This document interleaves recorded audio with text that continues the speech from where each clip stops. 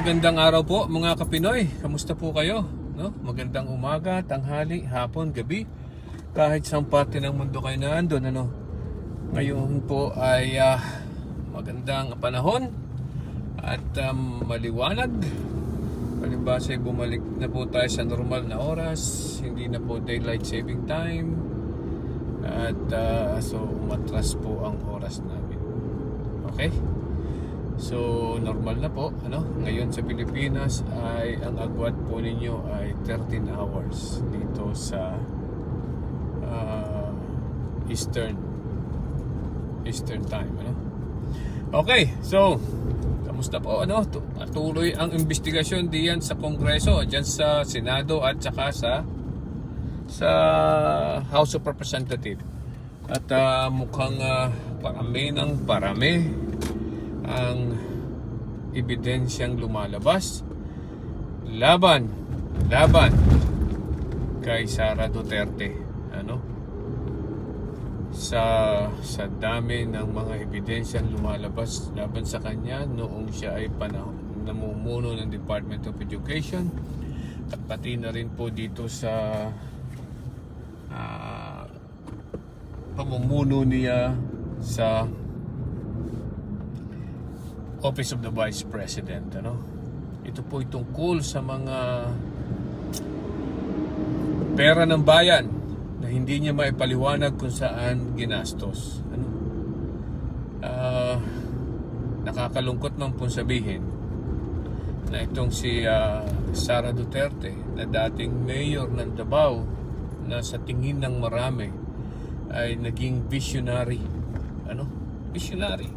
Which means mukhang magaling na nagiging leader, o naging leader na nagtatanggol sa kapakanan ng mga maliliit at matinong leader, na ngayon ay nasasangkot sa mga anomalya, sa hindi tamang paggastos ng kaban ng bayan. At lumalabas din na kahit nung panahon niya bilang mayor ng Davao ay napakarami din pong mga pondo ng bayan ang hindi niya maipaliwanag. At hindi po ito hindi lang ito 10 milyon, 20 milyon, hindi po ito po ay umaabot ng daang milyong piso ng pera ng bayan ang hindi niya maipaliwanag. Ngayon po yung kanyang mga staff sa Office of the Vice President ay mukhang nagtatago na rin, hindi na uma-appear sa mga hearing, hindi na siya uma-appear sa mga hearing, hindi na sila uma-appear sa hearing, at yung isang chief of staff ay mukhang tumakas na at nagpunta na sa Amerika dito, sa Amerika. Hindi natin alam kung yan naman talagang pagtakas or baka naman nagkataon lang na pagkalabas ng hindi hold party lookout order ay umalis palabas ng bansa itong chief of staff ni Sara Duterte sa Vice President, Office of the Vice President. So patuloy po na dinidefy o nilalabanan ng Office of the Vice President ang mga subpoena or imbitasyon ng House para umapir at magdala ng mga dokumento na maaaring makapagbigay linaw kung saan napunta ang pera ng bayan. Pero sabi ko nga hindi sila uma-appear hanggang sa tingin ko po ay baka maya-maya yung mga yan ipahuli na, ipa-contempt na. Ito namang si Sara Duterte, hindi ba siya nakukonsensya?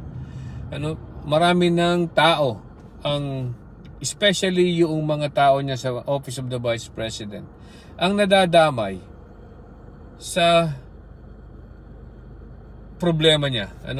Tandaan po natin, she must be accountable, kasi siya ang leader ng opisina na yan. the buck stops on her. Dapat siya po ang managot. Pero ang nangyayari po, nagtatago siya sa likod ng kanyang mga staff. Tama ba yon? Yung mga staff niya ngayon ang nagdurusa, ano? At maaaring makulong. Okay? So, palagay kasi ang balita ko po ay hindi na iniimbitahan itong si Sara Duterte, no?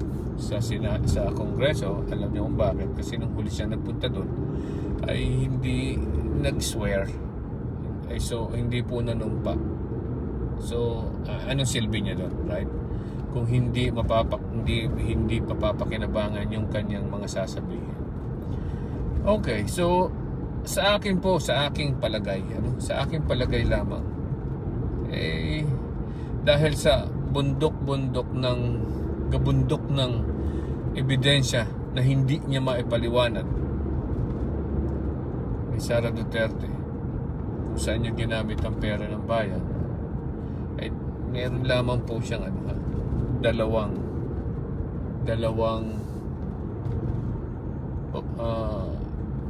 maaaring gawin. Two choices na. Una ay siyempre ang magpaliwanag. Yun ang una. Paliwanagin niya. Okay? Magpaliwanag siya kung saan napunta yung pera na ipinagkatiwala niya. Pinagkatiwala sa kanya ng mga tao, ng mga Pilipino. Or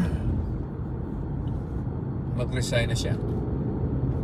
Mag-resign na siya as Vice President. Kasi po, bakit? Kasi nawala na yung tiwala. Sinira niya ang tiwala ng tao sa kanya. Sinira na niya. Wala na siyang, dapat nga magkaroon siya ng kahit man konting delikadesa. Na magpaliwanag sa tao kung saan niya pinadala ang pera o ginamit ang pera. Yung po mga resibo na ipinakikita doon, na pinakita nila sa COA, spurious, hindi po kapani-paniwala. Alam niyo po, ang nadadali ay ang COA, ang COA. Alam naman natin daw, alam naman ng COA na merong defect doon sa implementing rules na kanilang inilabas ng 2015, I think. Pero at least man lang humarap itong si Sara Duterte, at kung hindi, mag-resign na lang siya. Tapos na. Okay? Kung may delikadesa siya, mag-resign na siya. At huwag na niyang hintayin i-file pa ng House of Representatives ang impeachment na maaaring mangyari. Okay? Hihintayin niya ang impeachment? Pag naghihintay po niya ang impeachment at siya'y na-impeach, hindi na po siya makakatakbo bilang presidente kung gustuhin man niya, o any position in the government. Unless during the impeachment proceeding, baka saka siya mag-resign pagkita niyang matatalo siya. In that way, pag nag-resign siya during na hindi pa siya na-impeach, most probably baka makatakbo pa siya kahit saan posisyon. So kung may delikadesa po itong si Sara Duterte, ay sana naman mag-resign na lang siya. Nasira na niya ang tiwala ng tao sa kanya.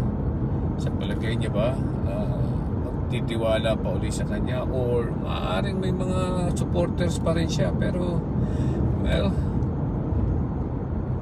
sana naman yung mga taong nagsusupport sa kanya buksan ng isip, buksan ng isip.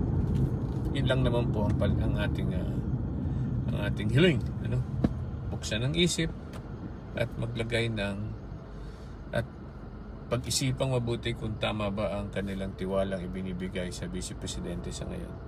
Alright? So, magandang araw po muli. Bye-bye.